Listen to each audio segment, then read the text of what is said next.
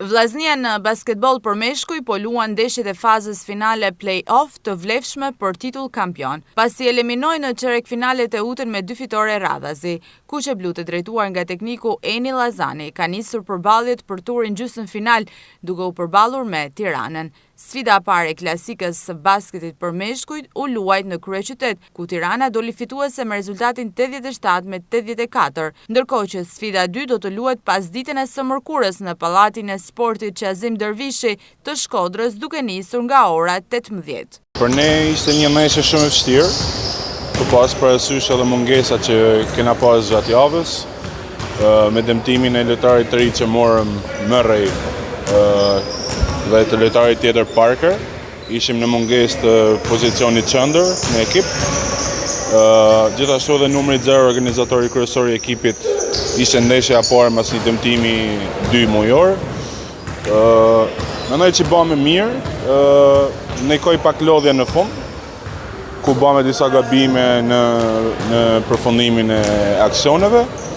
por në përgjithësi ndeshja u zhvillu me shumë rivalitet, edhe mendoj që kishim mundësi edhe për ta fitu, por shpresojmë që këtë gjë ta bëjmë Shkodër në ndeshjen e ardhshme, ditën e mërkurë. Besoj që një nga lojtarët do na rikthehet në këtë ndeshje,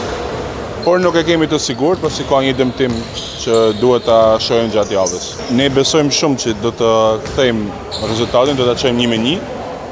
të mërkurën në Shkodër. Besoj që edhe publiku shkodran do jeti shumë në shkallat e pallatit sportit Qazim Dervishi. Edhe ne premtojmë që të bëjmë një performancë shumë dinjitoze dhe do kërkojmë vetëm fitoren. Kjo gjysmëfinale e dytë do shoqërohet me një ceremoni emocionuese, ku në pushimin e ndeshjes Këshilli i Qarkut Shkodër ka planifikuar dekorimin e disa figurave të basketbollit shkodran, mes të cilëve edhe Fatjon Taraboshin, ku klubi Vllaznia ka vendosur që biletat e kësaj ndeshje të shkojnë në mbështetje të Taraboshit, që po kalon një gjendje të rënduar shëndetësore. Është gjë shumë pozitive që Këshilli i Qarkut edhe Zoti Ndoh kanë menduar bashkë me presidentin e shoqatës Sokol Dibra që të ndërrojnë këto figura,